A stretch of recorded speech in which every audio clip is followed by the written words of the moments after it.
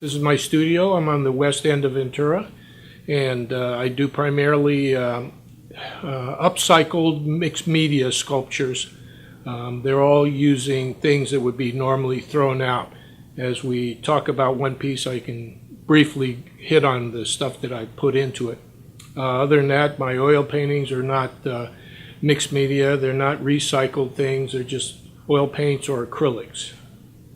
Spent the first 4 years of my life on a Greek ship. My father was an officer in the Greek Merchant Marines, and then wound up in New York, and then California, and then back to New York, and then New Jersey, and then Virginia, and so I've been all over the place. I can't tell you any specific place I stayed in long, but I'm a graduate of UCLA, and California is probably where I'm going to stay. This is my extraterrestrial, ex-Vietnam era veteran, ex-biker, waiter, serving a Godzilla burger with French flies. They're little flies with berets on their head. Everything just about has been almost gone to the landfill.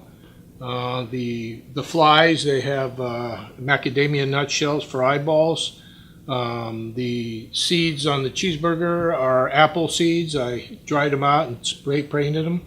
I found somebody who was going to throw out the Godzilla, so I put him in there, and then used a little leaf from Michael's and everything, and cut the tomatoes and everything else in there. The leather look on this extraterrestrial is basically roofing tar paper left over from a construction site. The face was primarily made with cardboard and plaster gauze over that. The shoes, just cardboard and some weather stripping that was going to be thrown out, and I made the shoelaces with that. This is the superhero you don't hear too much about. He's Blue Collar Man.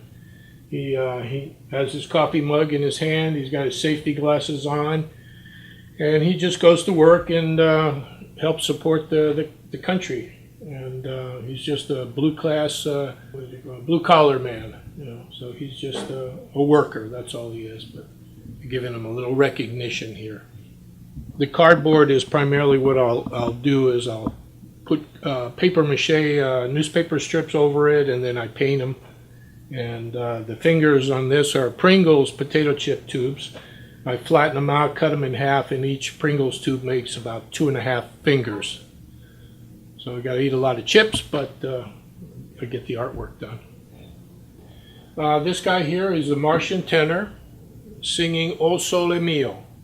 And he's got a water jug for face, light bulbs for the eyes, and the chin is the little plastic things that hold apples together.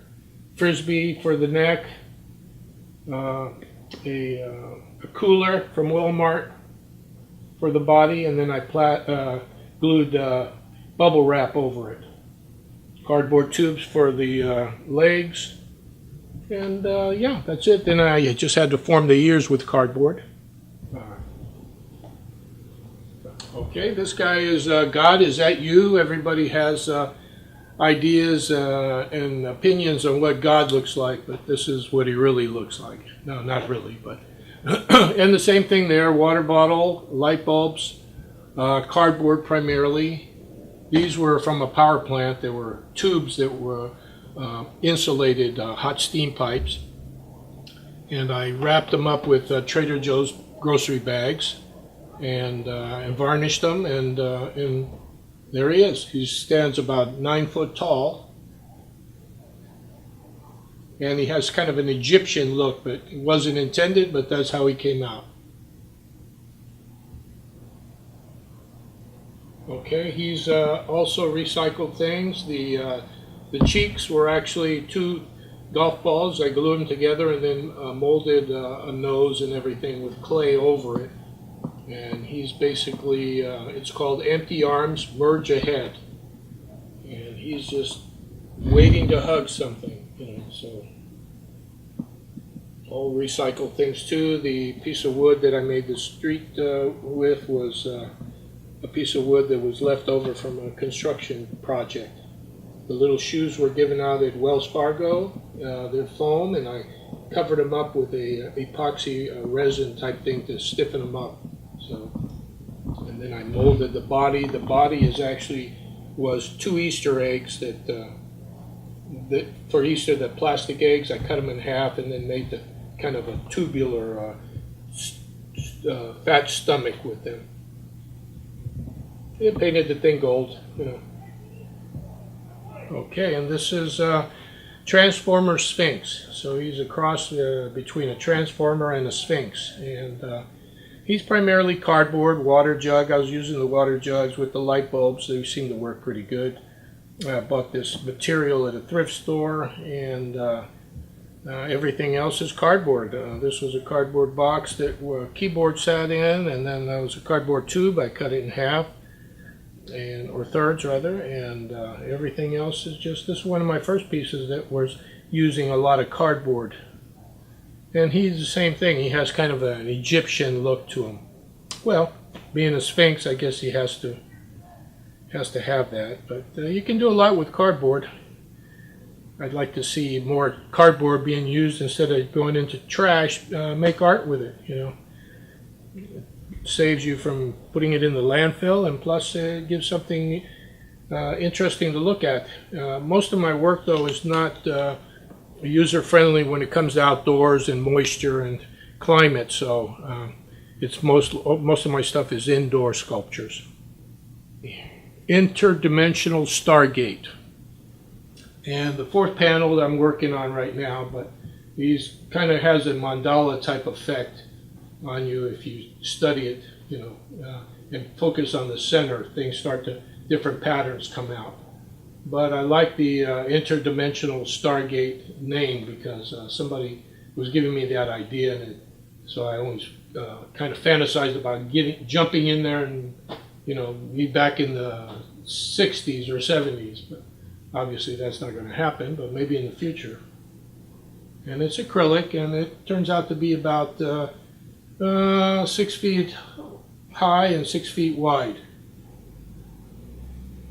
It's a work in progress.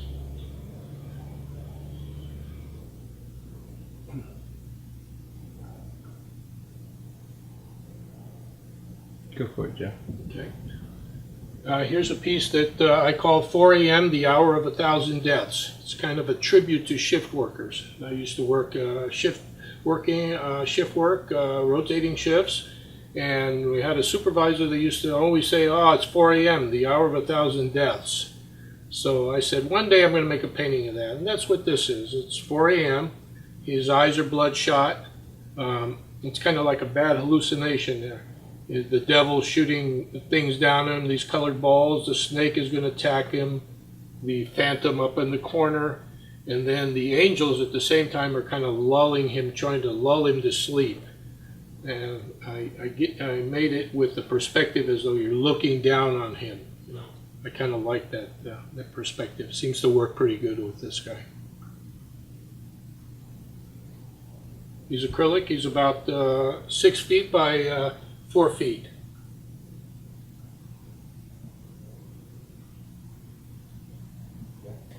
Okay, this is my parrot family. It's a 5 foot by 6 foot oil painting. I really liked the photograph that I saw of this, and I decided to make a painting of it. And each time I get it a little bigger, and finally I got it to the size I like. But